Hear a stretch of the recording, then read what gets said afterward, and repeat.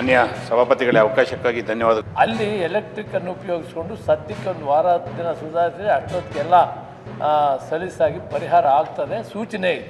ಈಗಾಗಲೇ 2 ಹಡಗು ಬಂದಿರೋದ್ರ ಜೊತೆಗೆ ಇನ್ನು 10ರಿಂದ 12 ಹಡಗು ಆ ಭಾಗದಿಂದ ಬರೋ ಸೂಚನೆ ಇದೆ. ಅದು ನಾನು ಆಶ್ವಾಸನೆ ಕೊಡೋದಿಲ್ಲ, ಯಾಕಂದರೆ ಆ ಹಡಗು ಪ್ರಾರಂಭ ಆದಮೇಲೆ ನಾನು ಮತ್ತೊಮ್ಮೆ ಹೌಸ್ಗೆ ಹೇಳ್ತೀನಿ. ನಾನು ಈಗ 2 ಹಡಗು ಬರ್ತಾ ಇರೋದನ್ನು ಸ್ವಲ್ಪ ಸುಧಾರಣೆ ಮಾಡ್ತದೆ.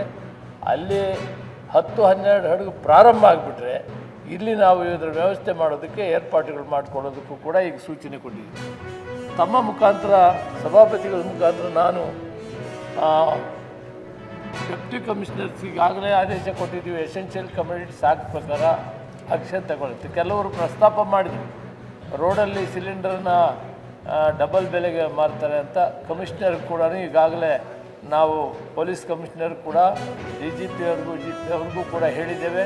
ತಕ್ಷಣ ಇದರ ಮೇಲೆ ವಾಚ್ ಮಾಡಬೇಕು ಮತ್ತು ಇದನ್ನು ಯಾವುದೇ ಕಾರಣದಲ್ಲಿ ಈ ರೀತಿ ಕಾಳು ಸಂತೆಗೆ ಹೋಗಬಾರ್ದು ಈ ಸಿಲಿಂಡರ್ಸ್ ಅನ್ನೋ ವಿಷಯವನ್ನು ವಿವರವಾಗಿ ನಾವು ಹೇಳಿದ್ದೇವೆ. ಆದ್ದರಿಂದ ನಾನು ಮಾನ್ಯ ಸದಸ್ಯರಿಗೆ ಹೇಳ್ತಾ ಇದ್ದೀನಿ, ಕಮರ್ಷಿಯಲ್ ಸಿಲಿಂಡರ್ಸು ಹೋಟೆಲ್ಸ್ಗೆ ಇನ್ನೊಂದು ವಾರ 10 ದಿನ ಕಷ್ಟ ಆಗ್ತದೆ. ಸ್ಟಾಕ್ ಇಲ್ಲ.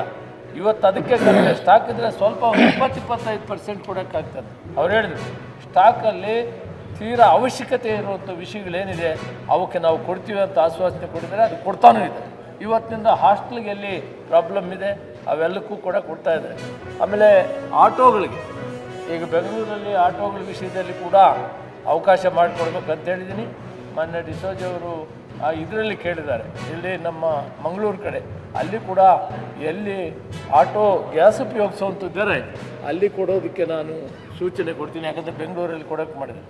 ಟ್ಯಾಕ್ಸ್ ವಿಷಯದಲ್ಲಿ ನಾನು ಪರಿಶೀಲನೆ ಮಾಡಿ ಹೇಳ್ತೀನಿ. ಯಾಕಂದರೆ ಇದು ಸೆಂಟ್ರಲ್ ಗೌರ್ಮೆಂಟ್ ಆಗಿರೋದ್ರಿಂದ ಟ್ಯಾಕ್ಸು ಇದೆಲ್ಲ ಕೂಡ ಕೇಂದ್ರ ಸರ್ಕಾರದಿಂದ ಹಾಕ್ತಾರೆ. ಒಂದು ವೇಳೆ 55% ಸರ್ಕಾರ ಹಾಕಿದೆ ಅನ್ನೋ ವಿಷಯಕ್ಕೆ ನನ್ನ ಹತ್ರ ರೆಡಿ ಉತ್ತರ ಇಲ್ಲ. ನಾಳೆ ತಿಳಿದು ನಾನು ಕರೆಕ್ಟಾಗಿ ಯಾವ್ಯಾವ ಟ್ಯಾಕ್ಸು ಯಾರ್ಯಾರು ಎಲ್ಲೆಲ್ಲಿ ಹಾಕ್ತಾ ಇದ್ದಾರೆ ರಾಜ್ಯದ್ದೇ ಅನ್ನೋದನ್ನು ನಾನು ಸಭಾಪತಿಗಳಿಗೆ ತಿಳಿಸಿದೆ.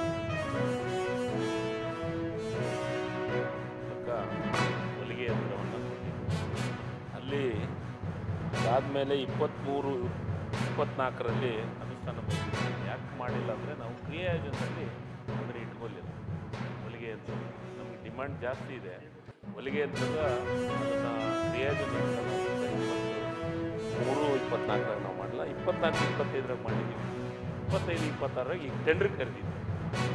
ಒಂದು ಟೆಂಡ್ರ್ ಕರೆದು ಈಗಾಗಲೇ ಅದಕ್ಕೆ ದ ಇಂಡಿಯಾ ಲ್ಯಾಬ್ ಪ್ರೈವೇಟ್ ಲಿಮಿಟೆಡ್ದವ್ರ ಮುಖಾಂತರ ಖರೀದಿಯನ್ನು ಮಾಡಿದ್ದೀವಿ. ಈಗ ಅದನ್ನು ಕೊಡುವಂಥ ವ್ಯವಸ್ಥೆಯನ್ನು ಮಾಡ್ತಾಯಿದ್ವಿ. ಯಾಕಂದರೆ ಅಧ್ಯಕ್ಷ